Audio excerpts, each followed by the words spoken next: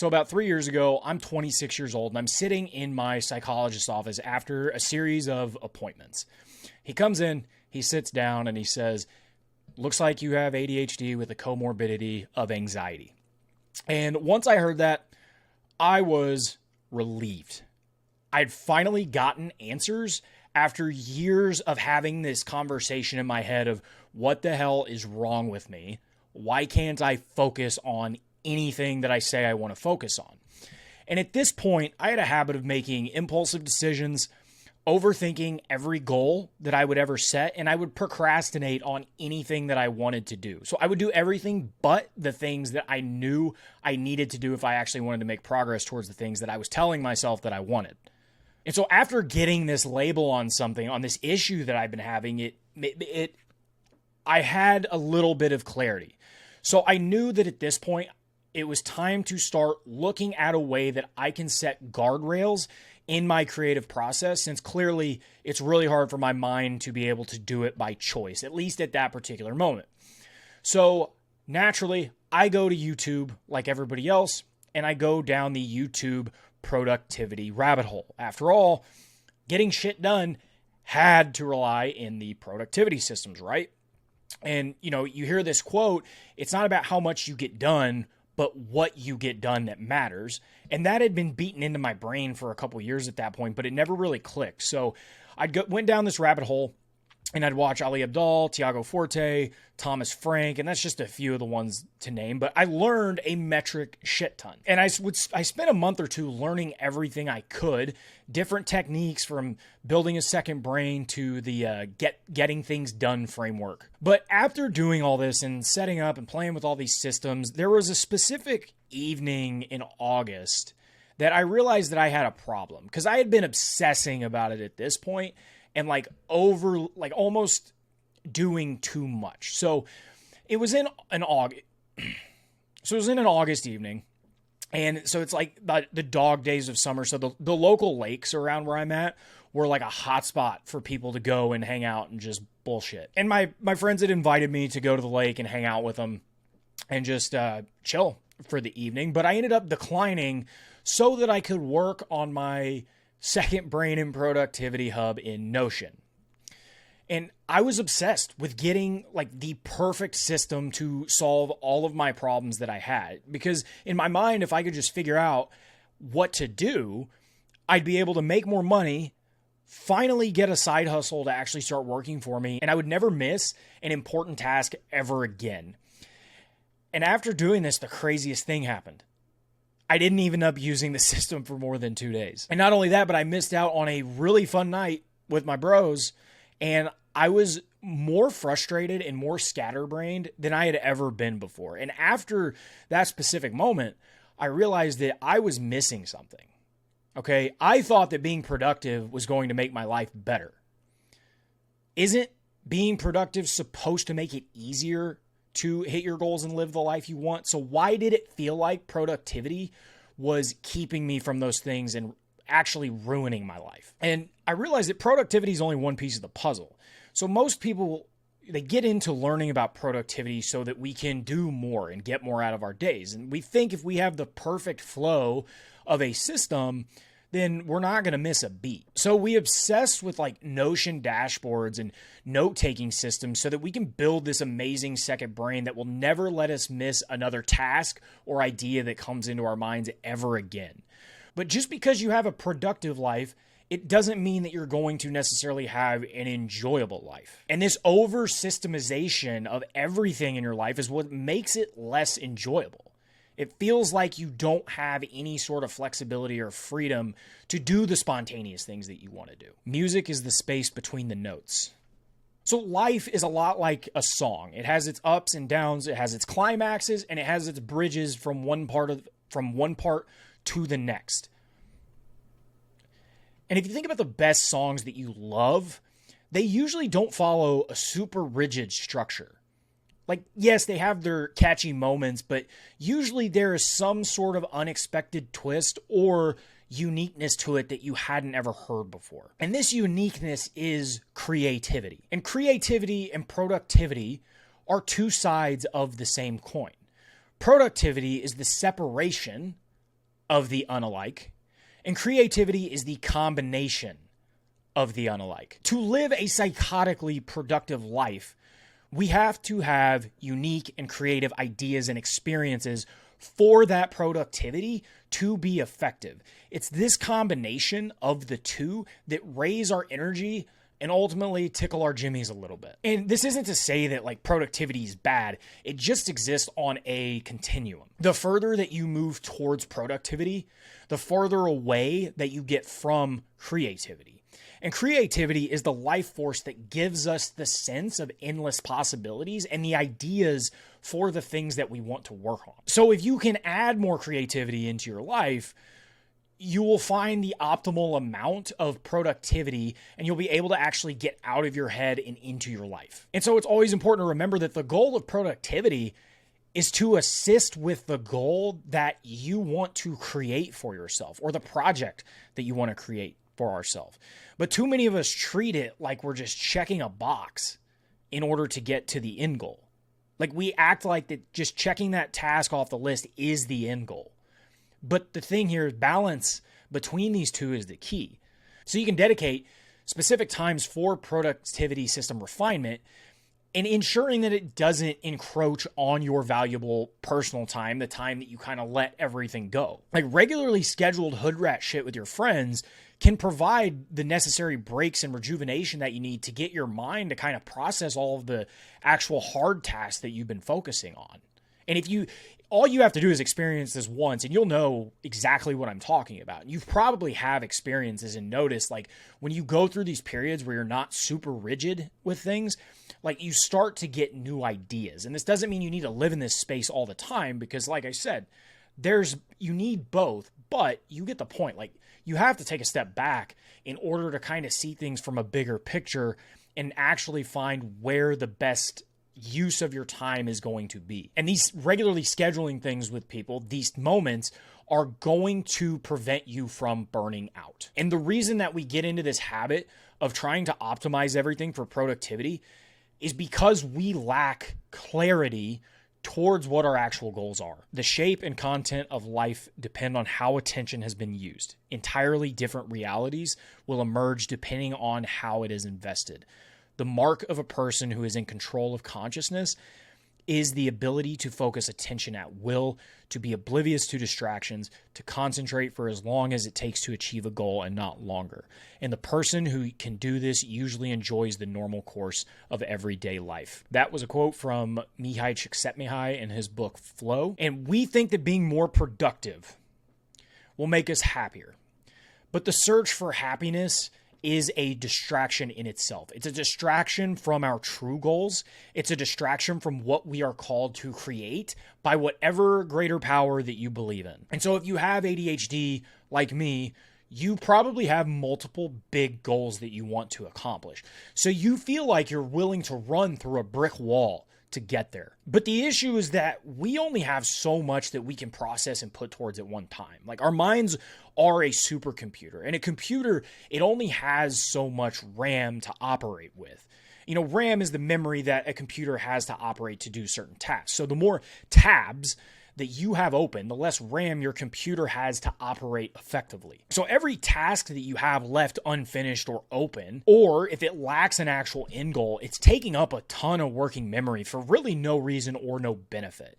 And without the working memory, we don't leave any room for creating something that actually gives us energy and for us to be able to identify what is actually going to matter and what actions can we take that are actually going to move the needle closer to where we need to go. So yeah, of course, you're not going to be productive at all when you have so many things that you're focusing on.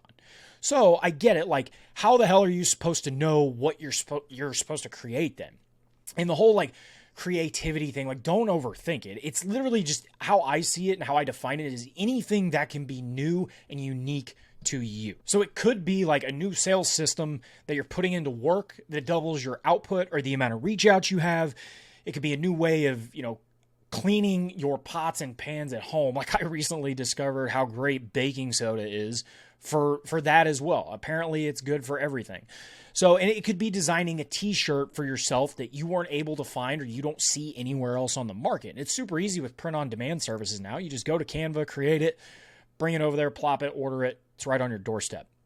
And so that's what I did, whenever I opened up my Etsy shop for t-shirts, where there were just certain things that I wish were on the market and certain designs that I didn't see. So I decided to, make them for myself and sell them. And it doesn't make me really any money at all. Like, people still buy it, but the point is, like, it's a legitimate source of enjoyment for myself. And it has put what's in my head out into the physical world. And I've gotten feedback on it as far as, like, is it cool? Is it valuable to people? Do people appreciate it?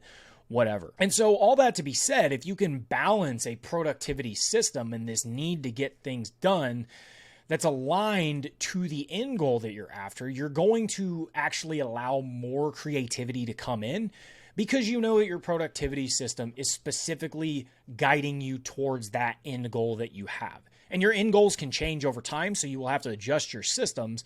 But this keeps you from doing productive things just so you can say that you checked off a box. And this makes it easier to do the hard things, and it makes things feel a little bit more worthwhile. So what can we do to balance these two? Lucky for you, there are a few things that you can set up for yourself in order to get the perfect balance of both. So first, pick 1 to 2 big goals that you have and cut everything else out. So something that, like, and this is to give you an example, like, there was a time, like, not that long ago, just a few months ago, where I had a goal of trying to grow my personal brand. I wanted to do a bodybuilding show, and I wanted to also be a top performer at my day job, and I wanted to save money for this big trip with my girlfriend. And it just got to where a lot of my attention was just kind of aimless, and I wasn't really going all in on one. And so I really sat back and thought about, what did I actually want to do now? Like, what is actually going to allow me to be able to do that all long term? Well, the first one is the personal brand, and really trying to figure out where I want to fit into this whole, like, having my own business type of world, or working hours where I have more autonomy and freedom. So the bodybuilding show, not really that much of a top priority anymore. The trips with my girlfriend, we talked about it. It's like, hey, we might just have to grind really hard for a year or two, and then we can do all that stuff later. But odds are there are certain goals that are on the top of your priority list. Like, if you sit down with yourself and ask yourself, like, one is probably going to be screaming a lot louder than the other ones that you think you have. So there's this quote that says, you can have anything you want in life, but you can't have everything you want in life. And I think that that's very important to understand here. So it doesn't matter which goals you pick, you just need to pick 1 or 2. And then from that point, you want to find what the main levers are that are going to take you towards that goal. So the actions that are going to give you an outsized return over all the other actions that go into that thing. So you follow the 80-20 rule. At this point, if you're watching this, you've probably already heard it like a million times. But basically, 20% of your actions are going to dictate 80% of the results that you get.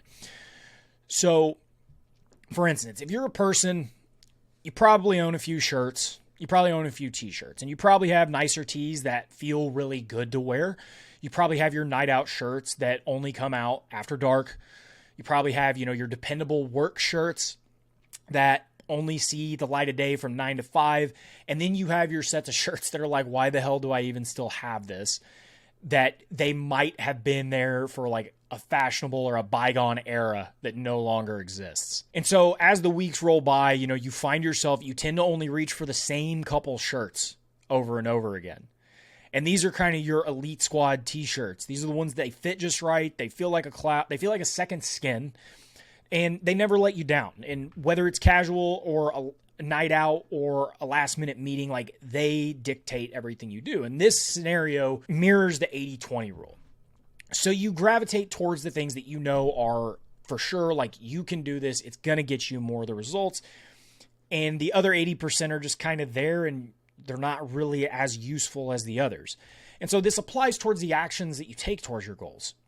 So a small fraction of the things that you do are going to give you an outsized return on the result that you get, or at least the amount of output you're able to put out into the world. And whether it's focusing on like the most impactful task at work, or spending time with the people that bring you the most joy, or choosing the shirt that makes you feel like a G, the principle is going to remain the same. And your job is to find what those levers are and exploit them daily with most of your effort. So for instance, with like my YouTube channel, a lot of these videos start as a newsletter, or start as actual like text, like newsletter, blog post, whatever. And then I just transition it over to a video.